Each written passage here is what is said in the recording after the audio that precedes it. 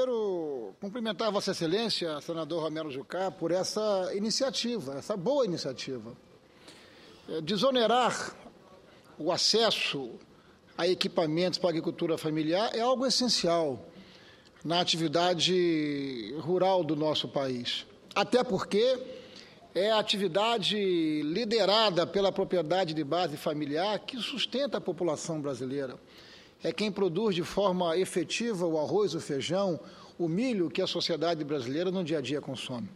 Trata-se, portanto, de uma importante iniciativa que vai facilitar a mecanização para que essas pequenas propriedades possam ter competitividade e possam ter uma melhor remuneração pelo seu esforço e pelo seu trabalho, porque o manejo de uma lavoura é algo que custa muito. O produtor rural tem que lutar com excesso de chuva, tem que lutar com ausência de sol, com frequência de sol e falta de chuva, enfim.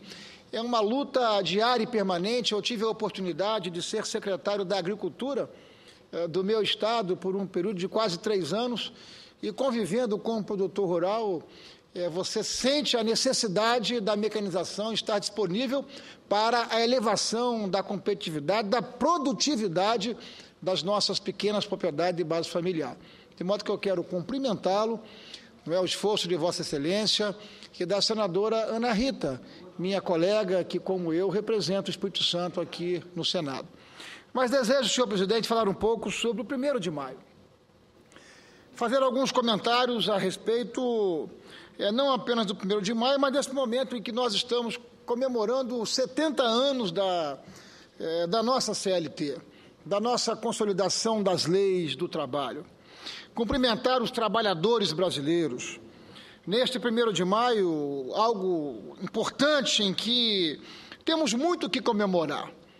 A despeito dos tantos e extraordinários desafios, há o que comemorar. Mesmo num cenário marcado por incertezas, mesmo num cenário marcado por evidências de um retorno da inflação, e é necessário que o governo possa estar muito atento, porque nada pior para o trabalhador brasileiro, nada pior para a família brasileira do que a inflação que corrói a sua capacidade e o seu gasto.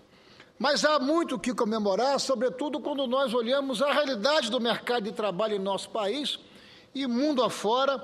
Nós observamos a recessão, observamos países importantes como a Espanha, com desemprego superior a 25% da sua população economicamente ativa, e se fizermos um corte para jovens de 25 a 29 anos, o desemprego superior a casa de 50%. Aqui no Brasil, nós estamos convivendo com a taxa de desemprego das mais baixas da nossa história, 5,5% em 2012. Isso é uma conquista que precisa ser comemorado. Outros dados que faço referência têm a ver com as pesquisas do DIEESE, apontando, senhor presidente, reajustes salariais reais em 95% das mais de 700 negociações que foram realizadas entre empresas e trabalhadores no ano de 2012. Na média, a correção salarial superou em quase 2% a inflação medida pelo INPC. Portanto, uma recuperação gradual através desses acordos coletivos realizados entre empresas e trabalhadores, empresas e sindicatos. Outro indicador positivo é a parcela de trabalhadores alcançados pela proteção da Previdência Social em nosso país, nas 6 regiões metropolitanas investigadas pelo IBGE em sua pesquisa mensal de emprego. Senhor presidente, 73%, a maior da história recente. Na média nacional, pelos últimos dados oficiais de 2011, a cobertura da Previdência era de 59%, bem mais que os 43% de 1992. Vossa Excelência foi ministro da Previdência, senador Romero Jucá. Vossa Excelência conhece a importância da ampliação da cobertura previdenciária para os trabalhadores brasileiros. Aquilo que em 92 representava 59% dos trabalhadores com cobertura previdenciária, hoje nós estamos aproximando dessa marca de 73%. Claro que temos passos importantes a serem dados, mas é importante resgatar que nesse espaço de tempo, outros tantos passos foram dados. Outra conquista inegável é a que estende aos trabalhadores domésticos os mesmos direitos dos demais trabalhadores. Embora tenhamos ainda que determinar vários ajustes na regulação da lei, para que ela não venha a ter na prática um efeito contrário, trazendo, enfim, de volta a informalidade para milhares de empregados hoje com a sua carteira assinada, tendo direito e acesso à cobertura previdenciária.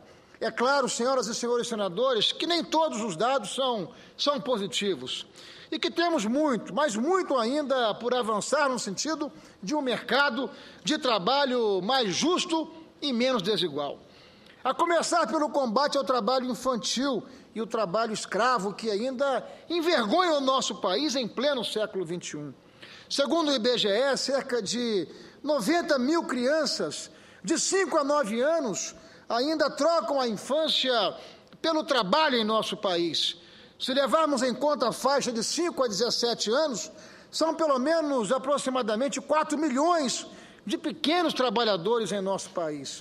Nos últimos 7 anos, quase 45 mil trabalhadores brasileiros foram resgatados em condições análogas à escravidão.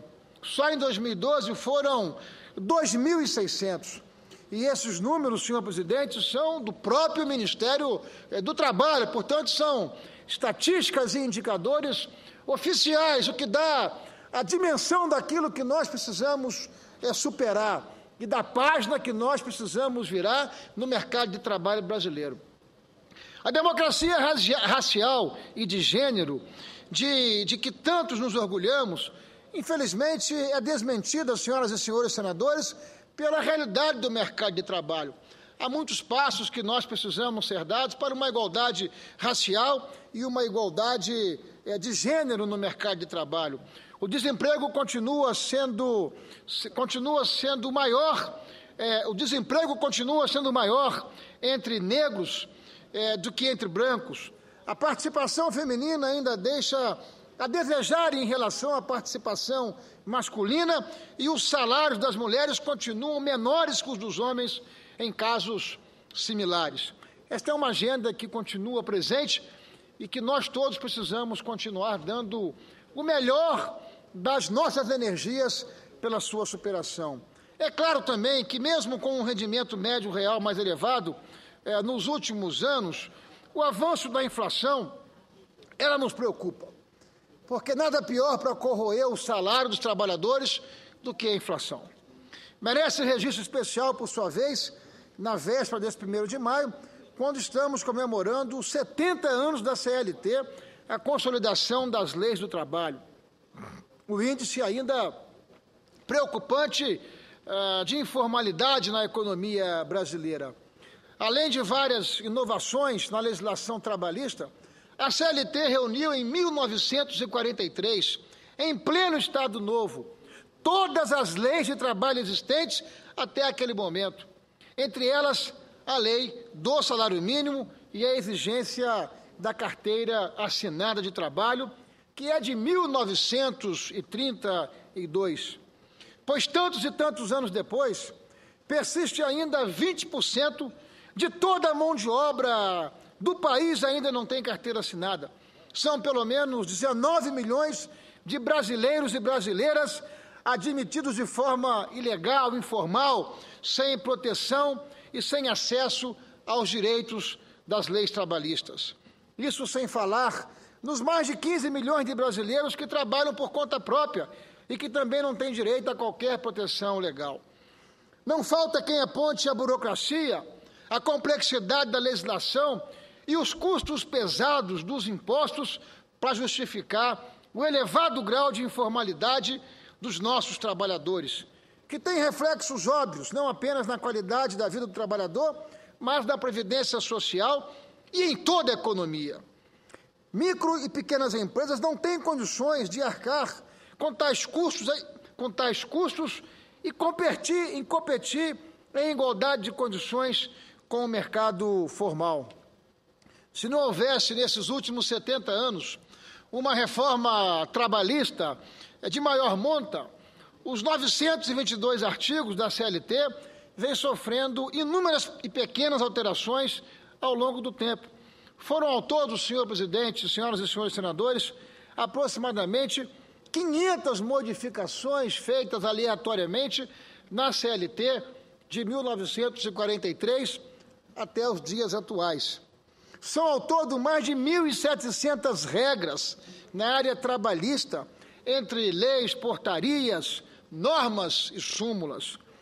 Um verdadeiro cipoal legislativo que garante direitos imprescindíveis, é verdade, mas também cria dificuldades e conflitos entre empreendedores, trabalhadores, empresários e assim por diante. Na Constituição de 1988, de lá para cá, o Supremo Tribunal Federal recebeu aproximadamente 260 ações questionando a constitucionalidade de regras trabalhistas. Portanto, nós temos, por assim dizer, uma CLT judicializada. A dificuldade de conseguir um consenso em torno do tema e a forte geração de empregos nos últimos anos acabaram, no entanto, deixando a reforma trabalhista em segundo plano, fora, é verdade, da nossa agenda.